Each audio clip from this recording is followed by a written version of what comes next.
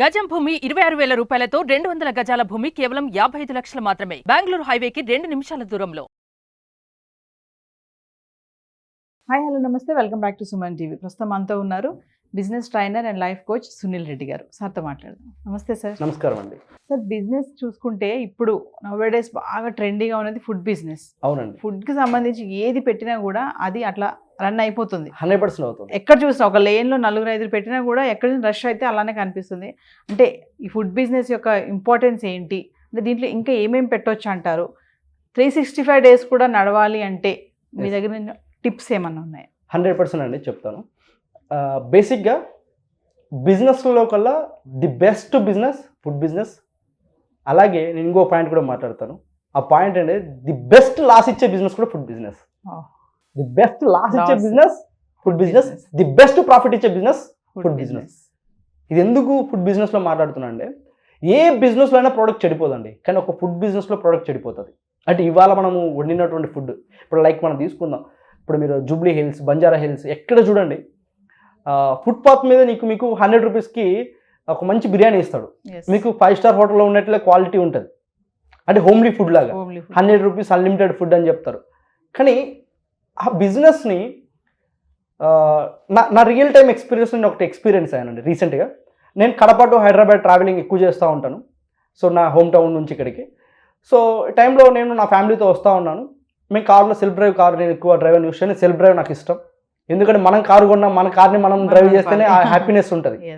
So dreams comes true అంటారు కదా, ప్రతి ఒక్కరికి కమ్ అవుతాయి. ఇప్పుడు ఆ సిచ్యువేషన్లో ఏమో నాకు ఒకటి ఎదురైంది అనమాట.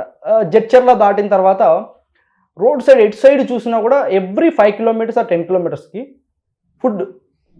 ఒక చెట్టు కింద ఒక టేబుల్ వేసేసుకొని ఫుడ్ బిజినెస్ పెట్టి చేస్తున్నారు అనమాట. యాక్చువల్లీ మేము వచ్చే టైంకి ఫుడ్ తినాలి.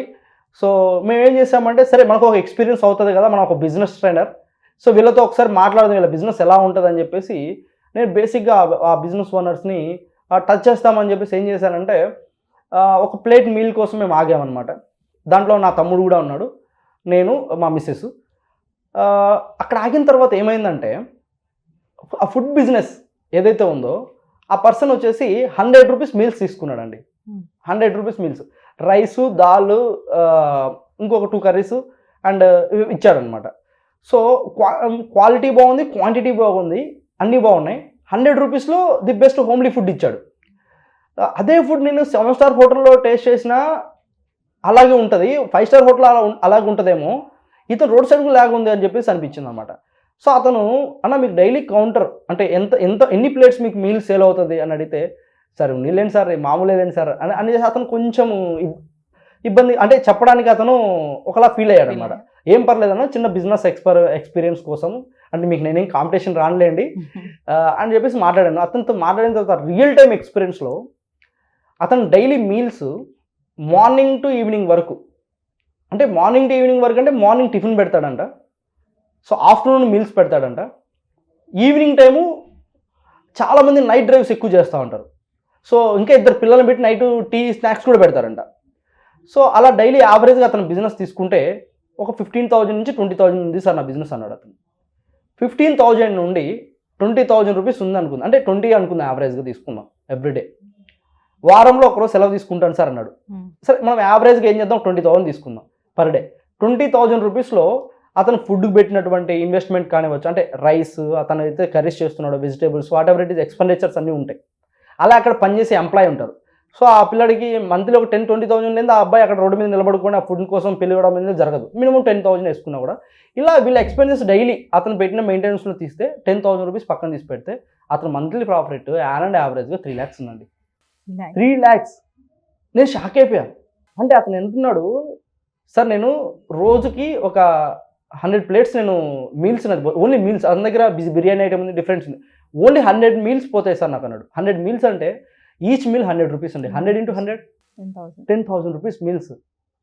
కానీ రైస్ ఎంత అవుతుందండి, దాంట్లోకి వేసే కర్రీస్ ఎంత అవుతాయండి? 10,000 రూపీస్లో 5,000 రూపీస్ ఓన్లీ మీల్స్ మీద మిగులుతుంది అతనికి. అంటే అతను చెప్పిన విధానం, 100 ప్లేట్ ఈజీగా అవుతుంది కదా ఫుడ్. హైవేలో 100 మెంబర్స్ వెళ్ళరా, ఒకరోజు నాకు 2 అవర్స్లో అయిపోతుంది సార్ నా ఫుడ్. ఇంకా మెయిన్గా ట్యాక్సీ వాళ్ళు ఎక్కువ ఆపుతారనమాట అక్కడ వెహికల్. ట్యాక్సీస్ వెళ్తా ఉంటారు కదా, వీళ్ళు ఏంటంటే రీజనబుల్గా ప్రైస్లో ఫుడ్ తినాలి అనుకున్న వాళ్ళు.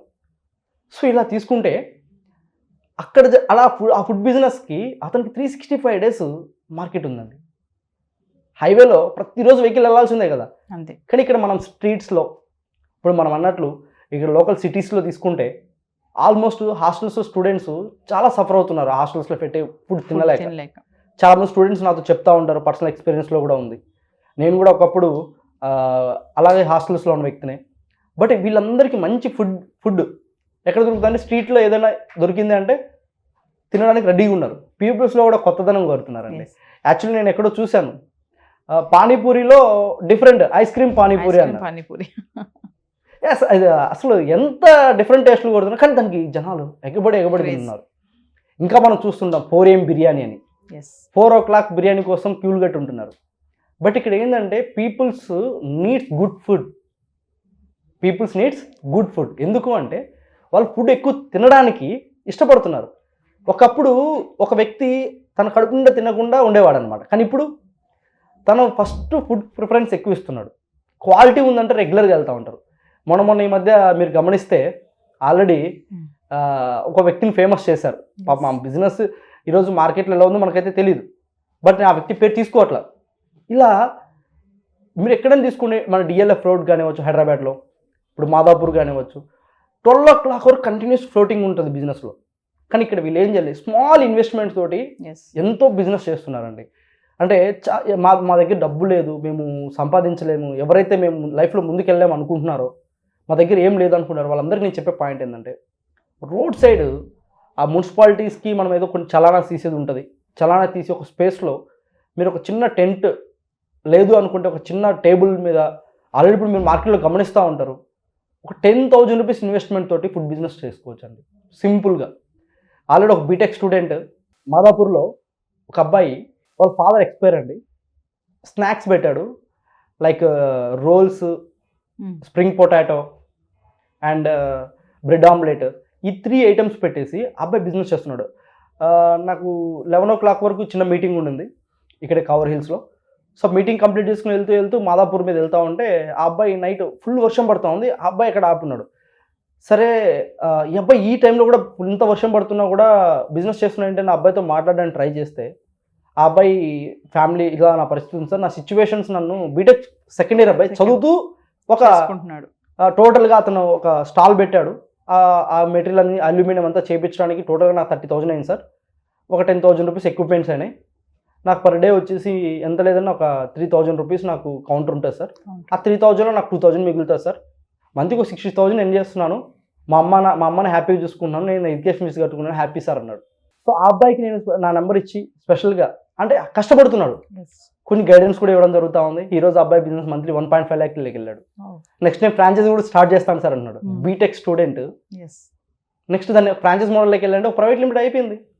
అంటే మన దగ్గర ఉన్నటువంటి ఏదైతే ఆర్ట్ ఉంటుందో ఆ ఆర్ట్ని మనం బిజినెస్ చేయొచ్చండి.